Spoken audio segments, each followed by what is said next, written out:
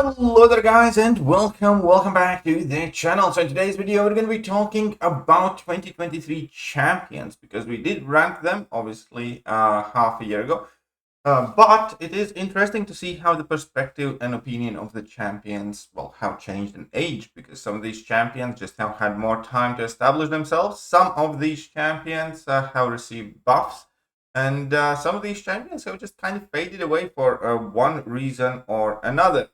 But either way, uh, I absolutely must say that the rankings have changed. Before we get further in the video, I will remind you guys that these rankings are always a mixture of my own personal views and opinions together with current game relevance and trends.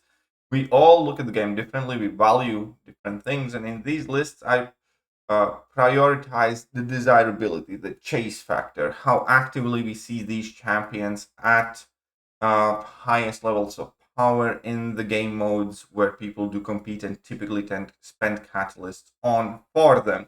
I fully accept and agree that virtually any one of these champions can be very helpful if you're just starting out the game, and you can go through plenty of story content with them, just as well as the fact that some of these champions, will be better for specific quests or tasks or Eternity of Pain fight or something. The value, in my opinion, to champions is given how actively they are used at the highest levels of power, as in with your own personal stake on the line with investing the highest and rarest catalysts, awakening gems, signature stones, and then using those champions where you compete with other players. And if a champion can make an environment like that, where majority of the competitive players do run these champions for alliance wars, for battlegrounds, for any other significant and hard fights, then that champion is more desirable in my opinion and ranks higher in this list. It doesn't have to be strictly defensive or offensive, it just have to be overall quality and the frequency of use, I guess you could say, for these champions. That said, this is the old list, and it definitely will have some changes. Also, to go further, I must make a general comment that so far the 2024 champions are significantly lagging behind the 2023 list, in my personal opinion. And I do think it's fairly similar with the 2022 champions when it comes to 2023, but we definitely have seen a decline in the overall champion quality and just the feel. Honestly, if you take a look at 2024 champions, not many of them are really sought after or desired, at least for me personally and a lot of people that I have talked to. 2024 champions are definitely missing a lot of oomph.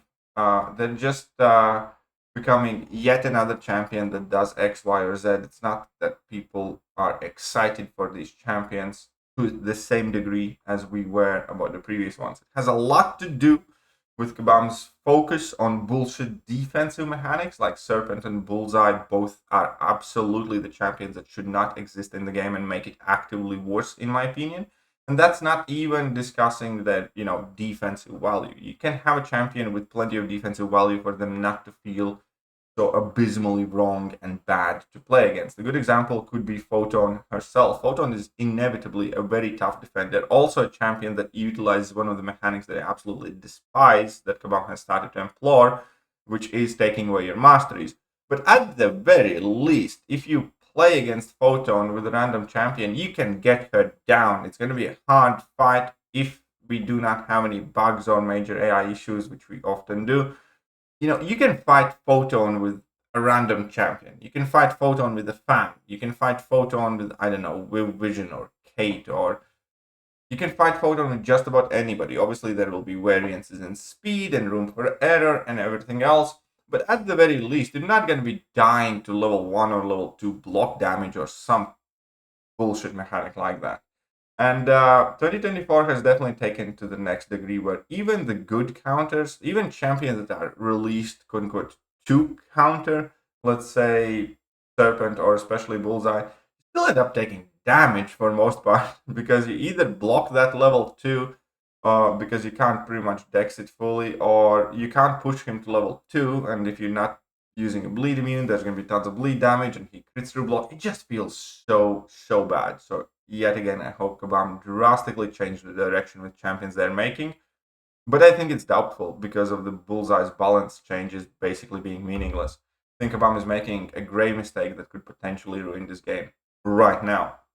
That said, let's get to the actual champion ranking. So 2023 champions, and at the moment, unfortunately, I'm going to put Sandman at the very bottom. Sandman had every opportunity to be great. And one thing that I'm going to mention, every champion in 2024 is going to be somebody's favorite, and somebody has to come in last. These are my thoughts and opinions together with how often we see these champions, and we just don't see Sandman pretty much anywhere. There will be individuals obviously using him, especially if you get him as a 7-star at high sig or something, but at large, Sandman's just nowhere. And this is again one of those really, really sad stories about Kabam's balancing team being completely off the ball, because they actually made a tune-up for Sandman that was better, and then they nerfed him before release. And as an end result is, nobody cares about Sandman.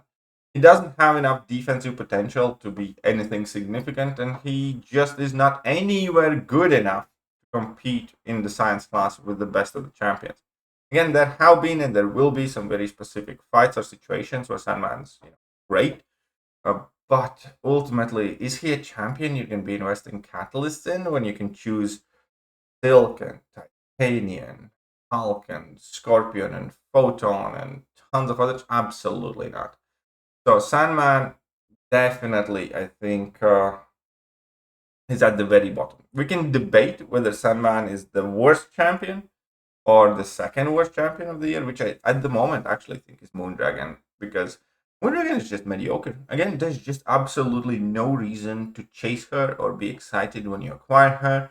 There's no reason to really invest in her for most part, because there are just so many better alternatives. And again, another champion that could have been rebalanced didn't see any change at all whatsoever, and as a direct result of that, will just, die, wander aimlessly in the fields of MCOC. And I think Moondragon is even worse situation to a degree than Sandman, because at least community is kind of aware of what Sandman does and know that when you need tons of immunities and, let's say, massive ability to heal reverse or something, then you can go and take a look at Sandman. I don't think most of the people even really know what she does. And some of what she does, is nice. Some, she can provide evades when she's in her psionic transcendence, and you can keep that up fairly long time. Problem is AI makes it harder. You can have tons of debuffs, permanent debuffs on opponent pretty much, which again is not something that many skilled champions utilize. She's reducing potency of like power stings, which again is fairly rare. But ultimately, you just don't really care what she does, because again, she does nothing well enough. Again, she's got very little defensive value. And offensively, yeah, it's a complete missed opportunity, an obscure character that not many people knew or cared about arriving into the MCOC, and not many people know or care about now. Definitely a big fail overall, in my opinion. Moving on, at spot 22, we're going to be taking a look at Deathless Guillotine. And Deathless Guillotine, again, in my opinion, did more bad than good because of the Deathless Guillotine Kabam's approach to her. It almost tanked all interest in Deathless champions to many players. And I know for a fact that a lot of people who chased Deathless Guillotine after that just didn't want to chase Deathless champions altogether. Because when we found out we're going to be, collecting Deathless Guillotine pieces, we kind of hoped for a better version of current Guillotine. But Kabam made a barely better version of the old Guillotine, and that's even worse. And because of that, when we looked at the new Deathless champions arriving in the game, the enthusiasm was just gone. You see, she has her uses. When she was a tactic champion, some people took her to rank 2. That is absolutely true. And she's not, again, useless, but then again, none of the champions in this list are. And at the same time, that's not really anything to rave about either. She was a very lackluster addition to the game that came with much more disappointment than excitement. And I still believe the Deathless Champions and collecting these pieces was a great idea Kabam had. Don't think they're executing it ideally. I don't think Deathless Guillotine is anything to rave about or particularly desirable. I don't think Deathless Kindred is anything that's, exciting, so to speak.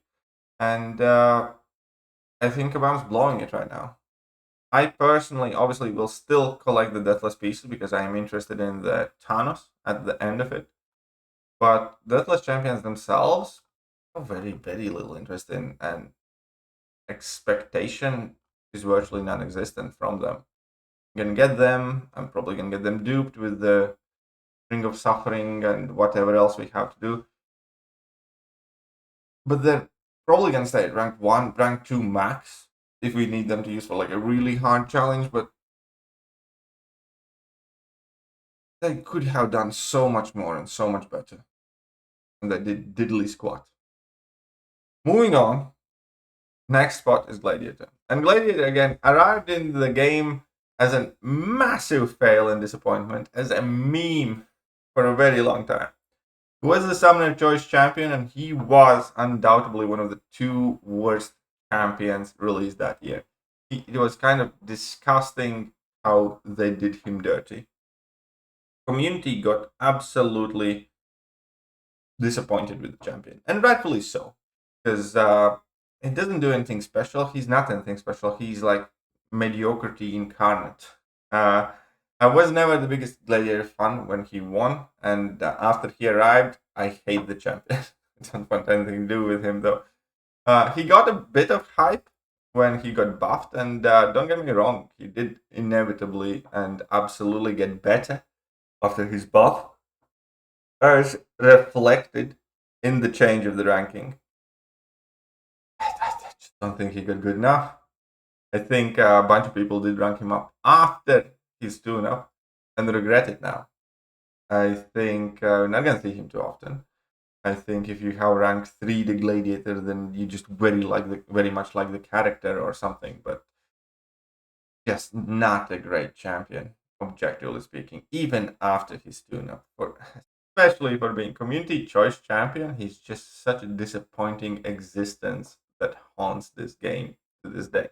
Not as bad as it was pre-tune-up, but still, it is absolutely safe to say he has in no way met the expectations of the community. Nobody, or hardly anybody, who opens 7-star Crystal and gets Gladiator says, "Oh yay, that's good," or "I like it," or "That's awesome, I'm gonna rank Gladiator and I'm gonna crush Battlegrounds with Gladiator," or "Oh, this Gladiator is gonna help me so much in Alliance War." No. At best, people are like, "Well, maybe he doesn't suck as much as I have heard he does." That's effectively what Gladiator is thought about. Bill. And it's a shame. It really is. Moving on. After Gladiator, spot number 19. And that's going to be Danny Moonstar. Spot number 20. That's Danny Moonstar. Danny Moonstar, again, was one of the 2 worst champions, in my opinion, upon her release. Her tune-up was very lackluster, slightly increased slow duration, and slightly improved mechanics against skilled champions, I guess you could say. That's just about it.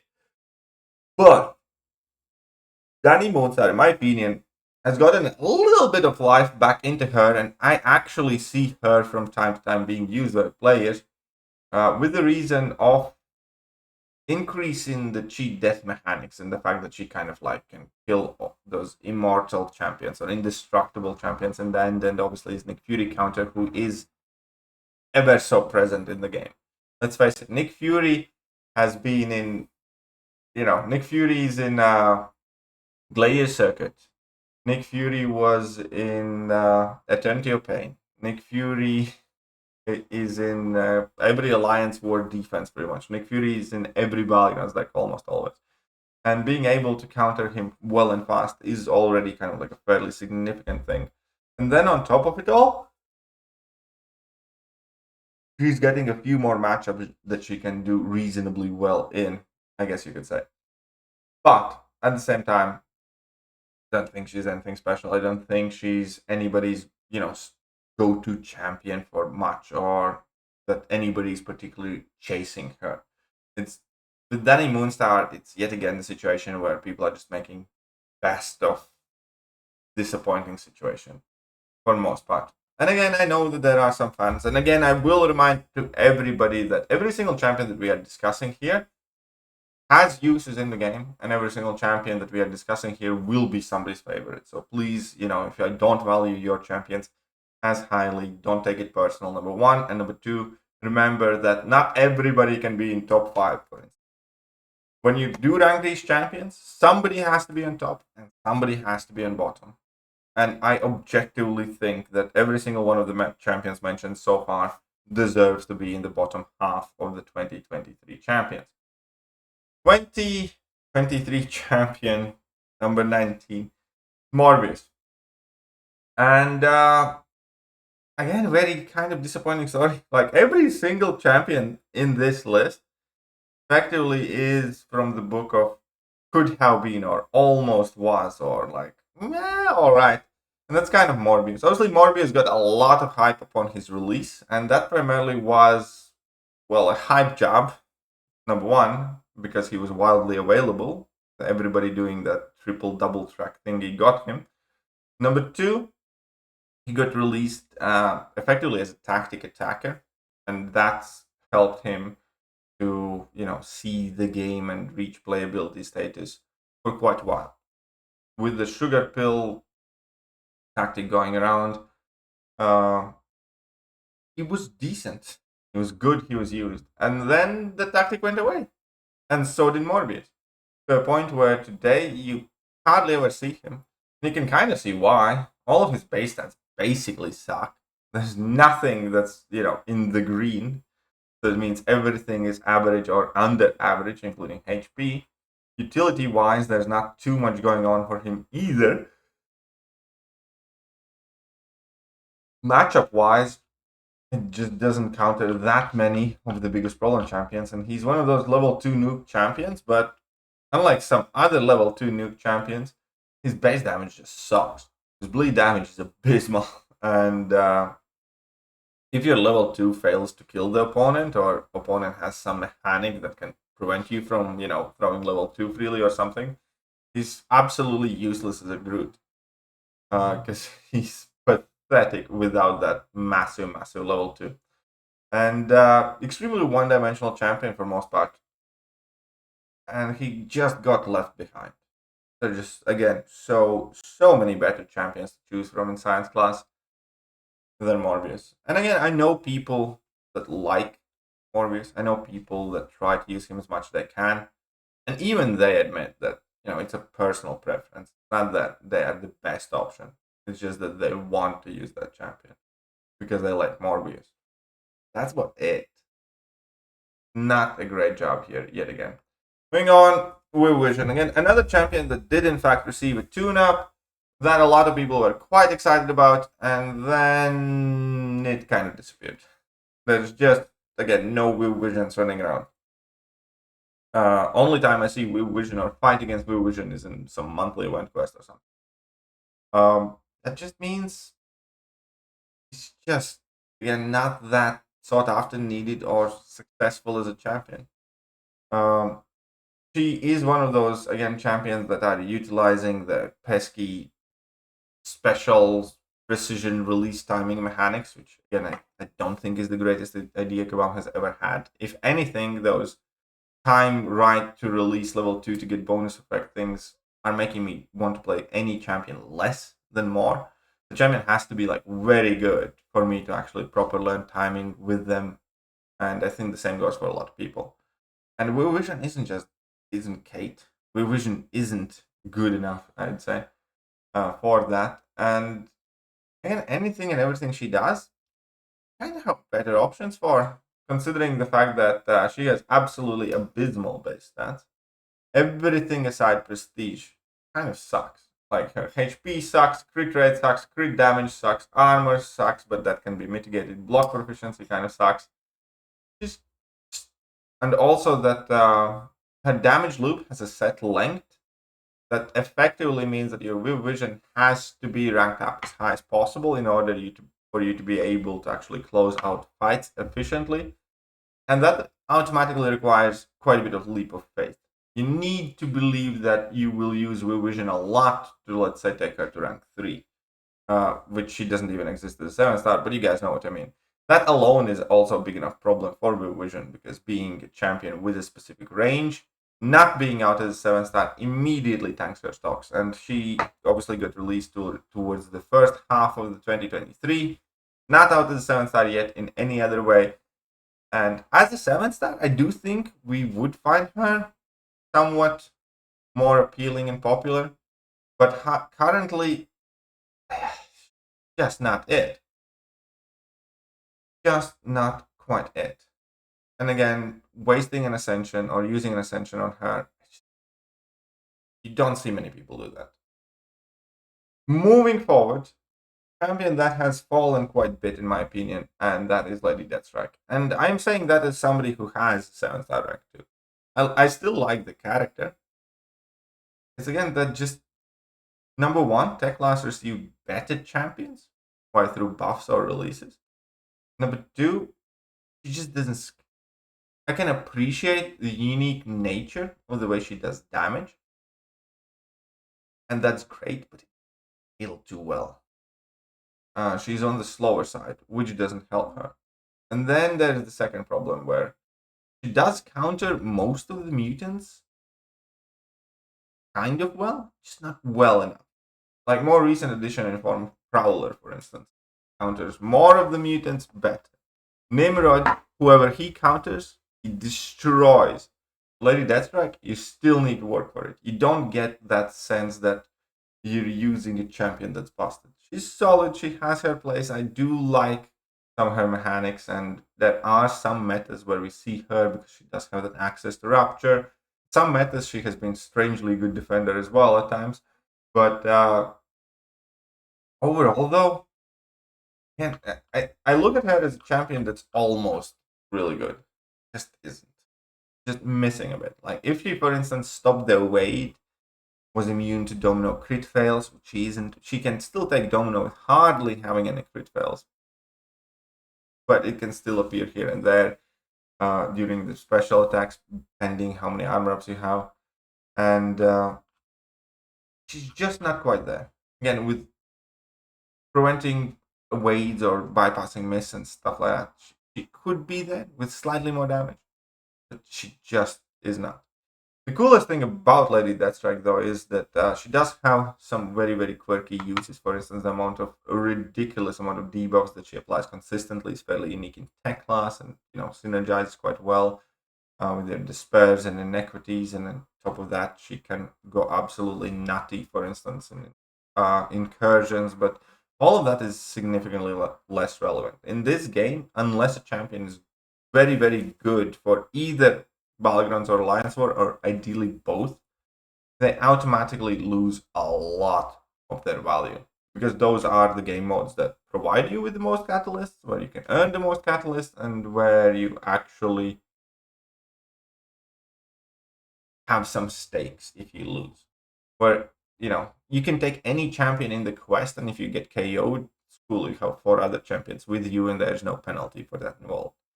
Can't do that in Alliance War, you can't do that in Battlegrounds. And when there is something to play for, it kind of reveals what we truly think about champions and how the champions truly are in the game. Lady Deathstrike just isn't quite it.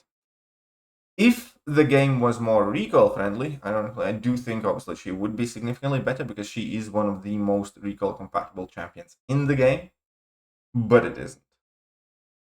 So kind of sucks for her. Move on, and another champion that definitely has lost some of his shine is Adam. Adam has plummeted quite significantly, and the reason for that is, again, you just don't really see him. There are some people who really like Adam Warlock and how rank him up and defend him, but for the most part, you just don't see too much of him. He has some defensive value in Alliance War. In Battlegrounds, most people, once you kind of learn how to fight a vanilla Adam Warlock, it's not a major problem, especially because he's quite squishy. And then offensively, he's never going to be everybody's cup of tea, because Kabam, again, balancing him kind of like refused to give him more safeguards or more AI control mechanics or increase his buff duration. And therefore, he's a champion that demands a ton of split-second decisions to play effectively. And the thing with Adam Warlock is a similar thing that Ghost and Kitty had, except in my opinion, with less of a potential payoff and more of a potential risk. And he's absolutely one of those champions, like Kitty, like Ghost, where either the fight goes perfect and you're super impressed with Adam and how he behaves and how fast he can do the fights, or it just snowballs down. Or, it's going to be significantly longer than it had to be. Because, one disobedient AI and you're done. A few other quite weird and quirky things about Adam that I absolutely hate is, for instance, his level 1 has like a very short stun duration, and that works well enough in questing, but it works nowhere well enough in generic situations, like if opponent has limber, that stun can easily be too short for you to punish. And he's again one of those champions that was almost really, really good, but it's absolutely a hit and miss champion right now.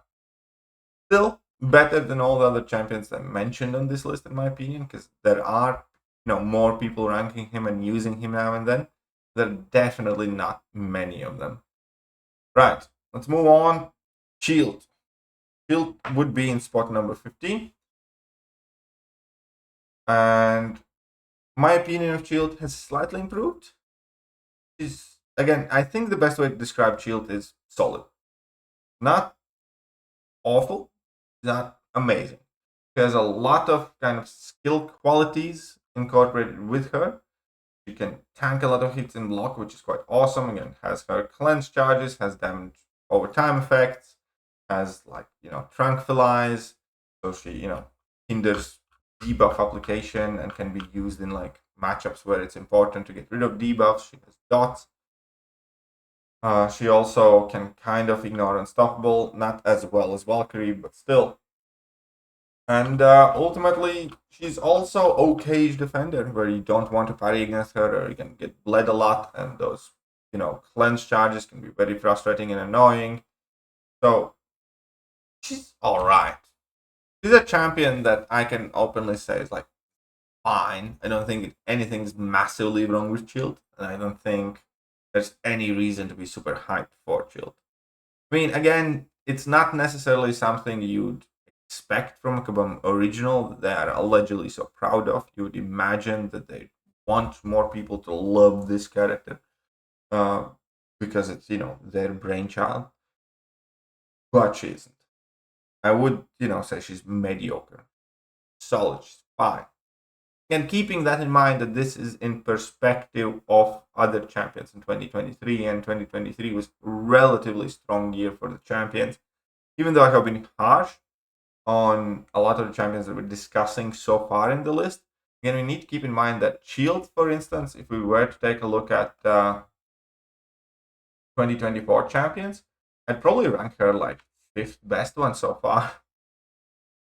Because we have Serpent and Bullseye that probably carry the most weight and are most useful, and we have like Prowler, which I do think is good. And yeah, Shield I think would be a top 5 champion this year so far. But in the last year's champions, there are many better options than her. Next up is going to be Vox. Vox initially would have been under Shield as well, under Adam, I would say, but Vox is kind of regaining quite a bit of footing and popularity. I have seen a ton more of him, and Vox is also one of those champions that does see some life here and there. More people are coming to appreciate him because of his like massive degen, obviously tons of buffs that he gains. He was always crazy good in incursions.